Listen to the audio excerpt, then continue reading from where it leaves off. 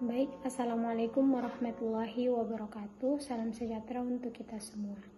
Jadi langsung saja perkenalkan kami dari kelompok 3, di mana materi kami pada kali ini yang akan bahas mengenai startup syariah yaitu Alami. Sebelumnya perkenalkan kami dari kelompok 3 dengan beranggotakan 4 orang. Yaitu saya sendiri Ainun Musdalifah dengan NIM 602001241159. Kemudian ada Fadia Nurul Hairiyah dengan NIM 602001241139. Ada Muhammad Fauzi Anas dengan NIM 6020012486. Dan ada Muhammad Agis Fikroh dengan NIM 602001241119. Langsung saja kita masuk ke dalam materi.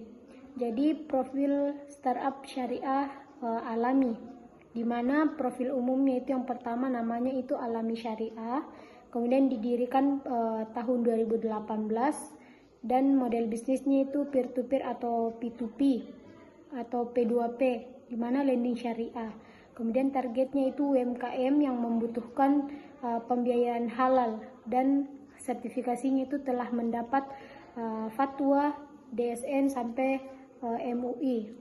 Nah, kemudian selanjutnya layanan utamanya dia itu penyaluran pembiayaan syariah tanpa riba. Kemudian koneksi antara pendana dan UMKM dan layanan berbasis mobile, aplikasi dan web. Dan yang terakhir ada proses scoring dan asesmen pembiayaan secara digital. Selanjutnya akan dibahas oleh rekan saya. Baik, adapun teknologi AI dan Big Data yang digunakan yaitu dalam penerapan AI di Alami. Pertama, credit scoring syariah berbasis AI, yaitu menggunakan data alternatif seperti data sosial, transaksi, perilaku digital. Selanjutnya, menghindari aspek haram atau ketidakpastian dalam evaluasi risiko. Yang kedua yaitu natural language processing, yaitu analisis dokumen syariah dan kontrak. Adapun dalam pemanfaatan Big Data yaitu sumber data. Sumber data yaitu data seperti data transaksi UMKM, data pembiayaan terdahulu, dan data eksternal seperti sosial media, e-commerce, dan lain-lainnya. Adapun tujuannya yaitu analisis tren pembiayaan, deteksi potensi gagal bayar, dan personalisasi penawaran pendanaan. Adapun dalam arsitektur teknologi atau opsional visual, yaitu diagram sederhana seperti data sources, big data platform, AI engine, decision support for syariah finance. Baik, sekian. Selanjutnya saya akan melanjutkan penjelasan dari pembahasan materi sebelumnya. Nah, adapun di slide berikut ini yaitu tentang manfaat dan penerapan AI dalam ekonomi syariah. Nah, adapun manfaat teknologi dalam kepatuhan syariah yaitu yang pertama meningkatkan akuntabilitas dan transparansi transaksi. Yang kedua, memastikan setiap pembiayaan lolos filter syariah secara otomatis. Dan yang ketiga, menghindari pembiayaan kepada bisnis yang tidak halal. Nah, itulah tadi manfaat dan penerapan AI dalam ekonomi syariah. Adapun yang kedua itu slide selanjutnya manfaat dan penerapan AI dalam ekonomi syariah. Nah, adapun efisiensi bisnis ini yang pertama proses pembiayaan lebih cepat atau berkurangnya human error. Yang kedua, pengambilan keputusan lebih akurat dan adil. Dan yang ketiga, biaya operasional lebih rendah, margin keuntungan meningkat.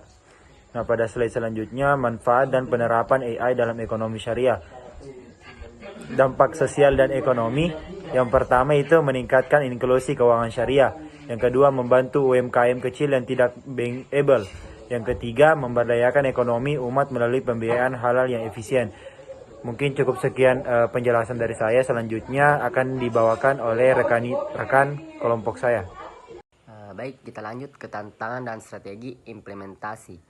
Tantangan teknologi dalam bisnis syariah yaitu kurangnya data berkualitas dari UMKM kecil. Kemudian kecocokan AI dengan prinsip syariah. AI harus bebas dari spekulasi.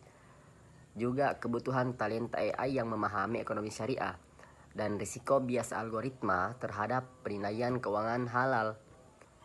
Nah, strategi implementasi yaitu kolaborasi dengan pakar syariah dan data scientist. Nah, kemudian audit teknologi secara berkala oleh Dewan Pengawas Syariah. Nah, juga pengembangan model AI explainable, AI yang dapat dijelaskan. Kemudian yang terakhir yaitu edukasi pengguna UMKM dan investor terhadap penggunaan teknologi. Nah, jadi mungkin sampai sini saja terlebih dahulu materi yang sempat kita bawakan. Kurang dan lebih mohon dimaafkan. Saya akhiri dengan kalimat yang suci. Wallahul muwaffiq ila aqwamit thariq. Minallahil musta'an walaihi tiklan. Assalamualaikum warahmatullahi wabarakatuh.